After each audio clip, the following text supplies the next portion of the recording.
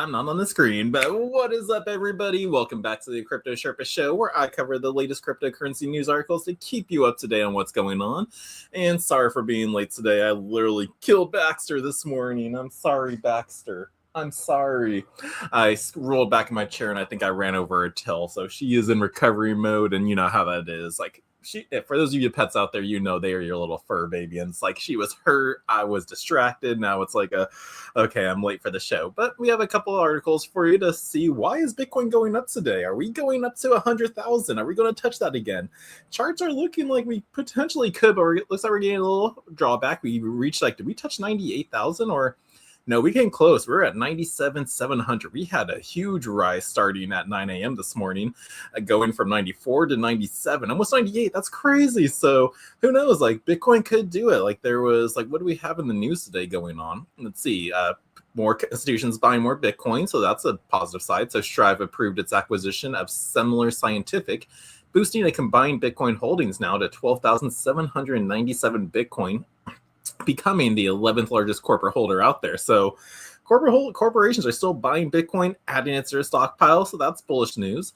What else did we happen? Was this bull theory saying, breaking, the U.S. Supreme Court will not rule on Trump's tariffs today? So that was actually a bullish move catalyst. I wonder if this was because of why we're getting that little pullback now, because what was going on with the Trump tariffs was, did he have the budgeting? Are we going to have to do a reimbursement and pay back the millions, billions of dollars? So that would be a money printer situation. So that would have affected Bitcoin and crypto's pricing out there in the market. So this did not get announced, so don't think that had to do with it. And then lastly, let's see, the latest draft of the Clarity Act. Okay, this isn't Bitcoin news, but this is bullish news for like altcoins out there, because the latest draft of the Clarity Act, which is going to get a vote, I believe, Thursday, no, it is tomorrow, would grant coins like XRP, Solana, and Dogecoin the same legal status as Bitcoin, and then by classifying them as non-ancillary assets, exempt from the SEC security rules if they were in ETP by January 1st.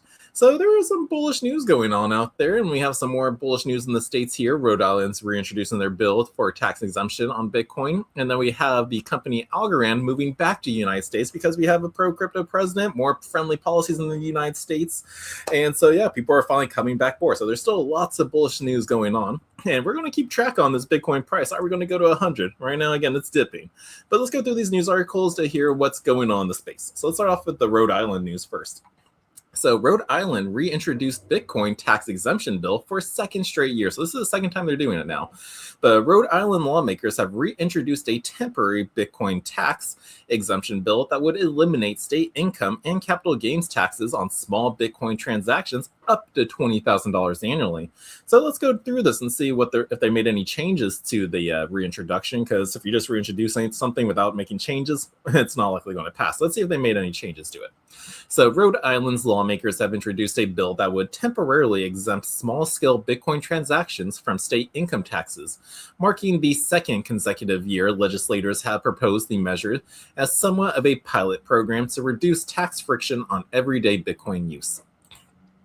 Now, the Senate Bill S2021, introduced on January 9th by Senator Peter Thiel and Senator Peter Thiel A. Apollano, and referred to the Senate Financial Committee, would create a limited income tax exemption for Bitcoin transactions conducted by the Rhode Island residents and Rhode Island-based businesses. And let me refresh this page, because what's going on? Did my internet stop? What's going on over here? Let's see. Can I still do it? No, what's going on with my internet right now? So hold on, bear with me 1 second. Let's reduce that. Let's bring you back up. And here we go. We're back on it.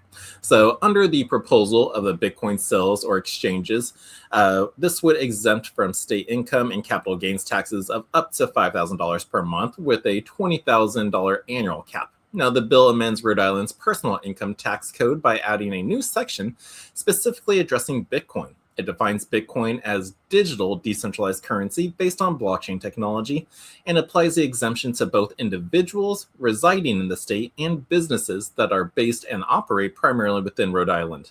Now, if passed, the qualifying Bitcoin transactions below the exemption thresholds would not be included in taxable income for state purposes. Now, taxpayers would be allowed to self-certify eligibility on their annual state tax returns and would not be required to report individual transactions, provided that they maintain reasonable records demonstrating compliance with the annual limit, and those records would only need to be produced if requested by the state for audit purposes. Now, the legislation also directs Rhode Island's Department of Business Regulations to issue plain language guidance outlining acceptable record keeping practices and valuation methods using publicly available Bitcoin price indices. Now, this is to determine the market value at the time of each transaction. Now, it's important to note that the proposal is explicitly temporary, and the exemption would take effect on January 1st, 2027, and then sunset on January 1st, 2028, unless extended or amended by the General Assembly after reviewing its fiscal and economic impact per the bill. Now, lawmakers characterize the measure as a practical program aimed at treating digital money more like traditional money for small, everyday transactions rather than just speculative investments. Now, other states like Rhode Island are taking on the pro-Bitcoin initiatives. So only a handful of U.S. states have taken steps similar to Rhode Island's proposed Bitcoin tax exemption, and most stop well short of treating Bitcoin like everyday money. Ohio is a close comparison, which is trying to adopt a narrow de minimis exemption that removes state capital gains taxes on small crypto purchases under a low dollar threshold.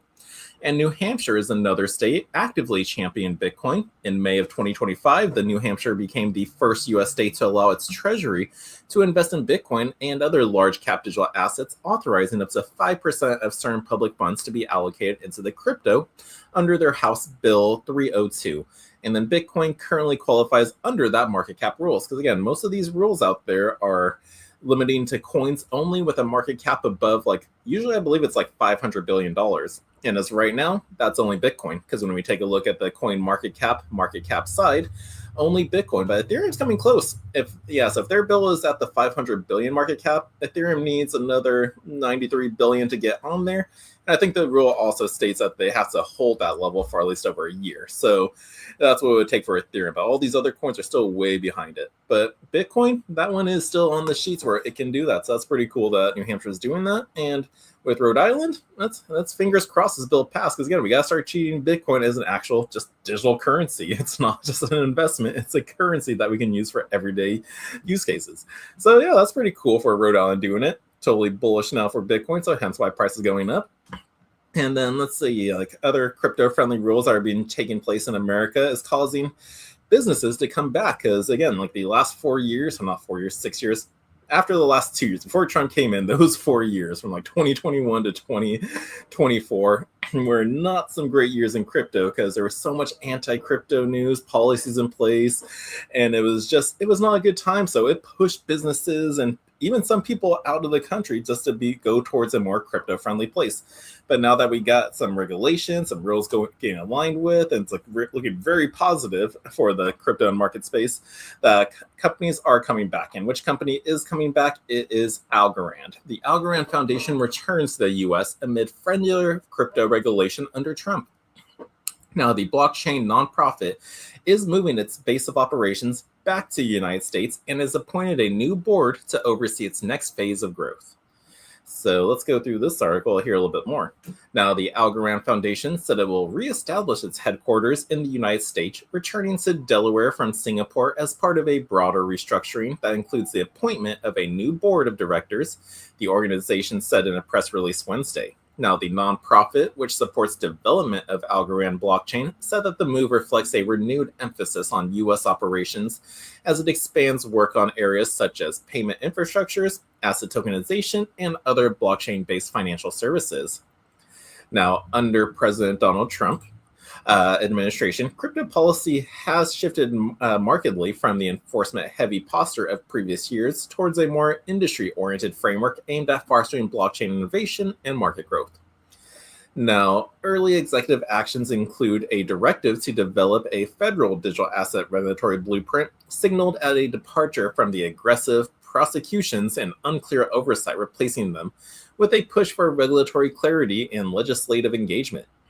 Now, by reestablishing our presence in the U.S., Algorand is helping ensure U.S. leadership for the next generation of financial infrastructure, said Stacey Warden, the CEO of the Algorand Foundation, in the release. Now, the return of the U.S. and the appointed of a new board are intended to sharpen rather than redirect Algorand's strategy. Now, the new board includes former policymakers alongside longtime crypto builders and technologists, and is designed to support a clearer set of priorities around financial empowerment and infrastructure. Now, includes Abra founder and CEO Bill Barheet as chair, former MoneyGram CEO Alex Holmes, former FinCEN acting director Michael Mosier, Jito Labs CLO Rebecca Rettig, and Algorand Foundation CEO Stacey Warden. Now, the board is tasked with the overseeing expanded U.S. operations while guiding initiatives focused on global payments, asset tokenization, and broader financial access. Now, Algorand's blockchain is already used by projects focused on real-world financial use cases, including tokenized real estate, cross-border payments, and on-chain lending. The U.S. base is expected to support further growth in these areas. Now, the foundation also said it plans to form an ecosystem advisory council to give developers, projects, and large networks participants a formal role in shaping our strategy. Now, Algorand is a public layer 1 blockchain designed for financial applications such as payments, asset issuance, and identity, and is used by developers building consumer institutional financial tools. Now, the network originated from academic research at the Massachusetts Institute of Technology, otherwise known as MIT. So, yes, lots of smart people came out with this project. And that's a pretty big team that we see there. We got Abra founder, MoneyGram CEO, former FinCEN acting director, Jito Labs. So there is so much teams going on. Yeah, this is just the positive signs of the changes we made so far here in America. And it's just like, yeah, people are coming back. That's awesome. But we still got more work to do. Again, like with the bills coming, like with the Market Structure Act, we passed the Genius Act, which was good. Senator Cynthia Loomis yesterday introduced another bill to protect crypto and Bitcoin developers. Because again, it's like when you're putting like so much limitations, like you can't build anything like that's free to use. And if you build it and then we'll send you to jail, you gotta pay a high fee. So there was a lot of negativity to that. So now that we're making changes, it's getting friendlier. And I really do see a nice crypto hub here in America. And we're getting there. There's still work to be done, but we're getting there. And this news is just showing it. Now let's move outside of America. What else is happening for adoption-wise? It looks like Bybit Pay launches crypto payments in Peru with Yape and Plin. So let's hear about this. So yeah, people in South America, or more countries in South America, are getting access to cryptocurrency and blockchain technology. Again, it all started with El Salvador, making Bitcoin the first actual legal tender, the first country out there in the world to do so. And that was just a domino effect making its way. And so there's a lot of South American countries out there that are into Bitcoin. But merchants in Peru can now accept crypto payments and give customers more ways to make payments. So cryptocurrency exchange Bybit launched its crypto payment service Bybit Pay in Peru on Wednesday. The rollout begins today with the exchange working with the country's two most widely used digital wallets, Yape and Plin. Now, the integration allows users to spend cryptocurrencies like Bitcoin, Ethereum, USDT, and USDC to pay for goods and services. According to the announcement, users can pay using Yape QR codes or Plin phone number transfers, and the system will automatically convert the crypto into the Peruvian sol, or the pen. Now, so payments are simple. In short, Bybit Pay is designed to make cryptocurrency easy to use for everyday transactions in Peru.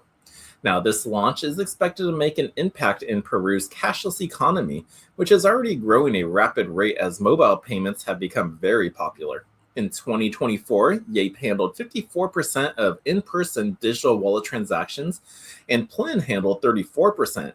Both platforms had about 14 million users, and in addition, over half of the adults in the country now use mobile-based wallets. Now, through Bybit Pay, consumers can make payments at participating merchants securely and giving them just a convenient way to use digital assets without changing their habits. Now, I'm pretty sure there are some rewards and incentives for users of this. So in addition to the launch, Bybit is giving rewards to encourage users. New users who sign up for Bybit Pay can get a 50% discount on their first payment using Yape QR codes or the Plin phone number transfer, while existing users can earn 2% and 10% cash back on each transaction. Now, by integrating with mainstream payment methods, Peruvians already know and trust Bybit is removing barriers to digital assets adoption and making crypto generally useful for everyday transactions. And that was said by Patricio Mesri, the CEO of Bybit Latin America. Yeah, LATAM, Latin America. Now, he said that in a statement. He also added Peru represents one of Latin America's most dynamic digital payment markets, and we are proud to be building the infrastructure for financial innovation and inclusion together with our partners.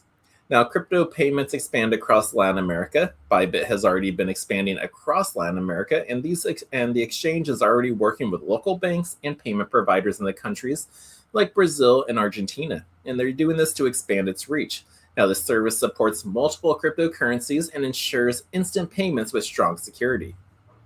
Moreover, this approach comes as Peru's crypto market is growing fast. Currently, there are about 1.28 million people owning or using digital assets in the area, which makes it one of the region's fastest growing markets. Now, with this launch, merchants in Peru will now have the option to accept crypto payments, giving consumers more flexibility in how they make payments.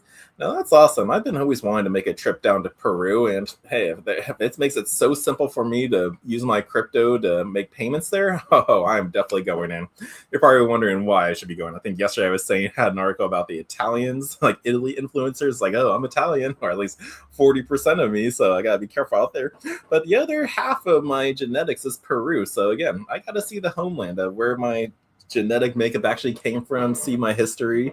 And yeah, if they're accepting Bitcoin, I love it. So that is awesome. So that's our Bybit news. And like they're still killing it. They were able to survive. They were the ones that part of that Lazarus hack last year, which was the biggest one in crypto history. It was like $1.3 billion of a hack. They were able to cover it. They were fine. This wasn't an FTX situation where the entire platform was a scam.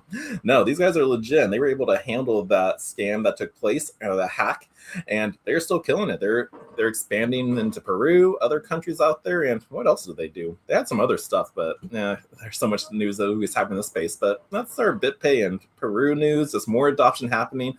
I love it. But now let's go on to our last article, just because again it was a late show today. I almost killed Baxter, so. We're going to keep it short today, but it's nice seeing Bitcoin's price rise. But our next article is just going to be just again talking about scams out there, because again, it's a concerning trend that impersonation scams has swelled over 1,400% last year. So let's cover this article. I always got to keep you guys aware of what the scams look like and what's happening, so that way you do not fall for it. Because when you take full control of your crypto, you have your own self-custody wallet. You're responsible for everything. So again, so it's up to us to stay up to date on what new scams keep appearing, what's happening. So that way we just know something comes in, we do not fall for it. We just take the time, sit back, take a breather and go, this doesn't seem right. You know what? I'm not going to click on that link. So let's go through this article and hear about how impersonation scams has swelled up at this last year. So crypto security experts said a good way to counter scams that rely on deceiving victims is to just be skeptical of unsolicited messages and interactions. So yeah, that's what you got to do. You just got to be skeptical about everything. Whatever email comes in, even if it does seem legit, even if it's legit, you just got to take a second look at it. Don't just automatically just assume everything's okay to click on it. Take a moment to look at it and go, is this actually legit? But scammers and fraudsters increasingly used impersonation scams to steal crypto from unsuspecting users last year, with reported impersonation scams and incidents rising by roughly 1,400% year over year in 2025, and that was compared with 2024, according to Chainalysis. Now, impersonation scams involve fraudsters posing as trusted people or organizations in an effort to trick victims into handing over crypto, passwords, account access, and other sensitive information. Could be the seed phrase or private key. That's what they're trying to get. Now, in its 2026 crypto scam report released on Tuesday, Chainalysis said that fraudsters have been incorporating multiple tactics into their operations. For example, many pig butchering scams and investment scams incorporate elements of impersonation, such as social engineering and even technical or wallet-focused scams that they said. Now, the average amount stolen through impersonation scams has also increased by over 600%, which Chainalysis called a concerning trend. Now, one of the more prominent examples of impersonation scams in 2025 involves scammers masquerading as crypto exchanges Coinbase to steal nearly $16 million from victims. Now, I don't know if this one email I get from Coinbase is actually a legit one. I just delete it every single time, but it's like that contest where it's like, oh, here's your chance to win one free Bitcoin. Don't miss out. It's like, I haven't really taken the time to actually look into the URL or the email itself. It's like, hey, where did this come from? Is this an actual Coinbase promotion? But what I do really is this, it comes in, I delete it. I see like the brief description on it in my list of emails, but I will just delete that message right off the bat. Not even bat a second eye. It's like okay, let's just delete it. So that way, in case it's a scam, I didn't fall for it. So that's something you got to be aware of out there, because I guess these are saying these scammers are masquerading as Coinbase. So they'll send you an email claim to be Coinbase, send you to their link, which is probably a fake website that looks identical to Coinbase. And you type in your information, boom, they just got your email and password. And while you're on that fake account, they're probably logging in onto your real Coinbase account and trying to transfer money, or they're even trying to use that information they just got from you and logging into any place they can, any exchange, any bank, any account, just to try to like continue on the scam and steal your money. So it's really important we keep our information as safe as possible. And what was I going with that one right there? Coinbase, they're stealing your money, they're impersonating. But that's what I was going with. I was just telling you like how the scenario takes place. They send you a fake email, it looks legit, but you didn't look at actually who the sender was, and it's Bob from India.com. It's like, okay, that's not a real Coinbase account, but you just see the Coinbase logo, you see the message, oh, let me click on that link. And again, it directs you to a fake website that looks identical to Coinbase, and that's where they fish for your information. So this is just to give you the information on what it looks like, so that way you do not fall for it. Like if you got an email which kind of looks real, log into your Coinbase account. You should have it bookmarked on your page. Like I don't have it on here, but like down here, see all these bookmarks I have at the top right here. There's YouTube, there's Patreon, there's Cave & Brown, Trezor wallet, Theta wallet. So like these, like you just want to bookmark your home pages, so that way like you have an official site. You don't have to just keep going into Google to type it up. This is how you stay safe in this space. If you need to verify if there's actually an update to your wallet or anything, you go directly to the source and never click on links. All right. So sorry for the little rant out there, but it does tick me off when people get scammed, and I do my best to try to just keep you guys informed on any scam going on, whether it's repeats or another person got affected by it. It's just these scams continue to go on, and I share them so that way you can kind of know, and a red flag pops up if something similar happens. But let's continue on. So the Brooklyn District Attorney's Office indicted a man in December alleging that he was behind the fraud. Now, the accused has pleaded not guilty to multiple charges, including grand larceny, money laundering, and schemes to defraud. A trial date is yet to be set. Now, here's the tweet from Chain Analysis. In our latest 2026 Crypto Crime Report chapter, we examine how crypto scams reached $17 billion in 2025, driven by the sophisticated operations using AI, phishing as a service tool, and a professional money laundering networks. Now, our analysis reveals that impersonation scams grew 1,400% year over year, while AI-enabled scams proved 4.5 times more profitable than the traditional method. So, a lot of people are using AI for the scams out there. Like, AI is great in everything. It's an awesome tool to use. I use it for every day. But then also scammers are going to use it too. So it's a double-edged sword. It's good and it's also bad. So just be aware of just the beauty of what AI is giving us, but we also got to be aware of the potential threats it also comes. I think Ben talks about it all the time on his channel. But AI aids with the industrialization of fraud. So artificial intelligence has made scams more effective and is part of the industrialization of fraud, said Chain Analysis. With scammers using complex tools from dedicated vendors to dupe more victims, Chain Analysis found that the scams using AI were 4.5 times more profitable, while operations were more efficient with higher daily revenue and increased transaction volume. Now, these metrics suggest that both higher operational efficiency and potentially broader victims reach that increased transaction volume indicates that the AI is enabling scammers to reach and manage more victims simultaneously and not just one at a time. So this is a trend that's consistent with industrialization of fraud that we've been tracking, they said. And they also said, in contrast, the increased scam volume suggests that AI is likewise making scams more persuasive.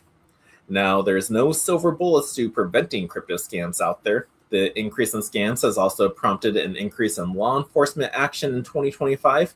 However, Chain Analysis urged authorities to focus more on preventing harm through enhanced detection tools and greater adoption of real-time fraud and mule detection systems in 2026.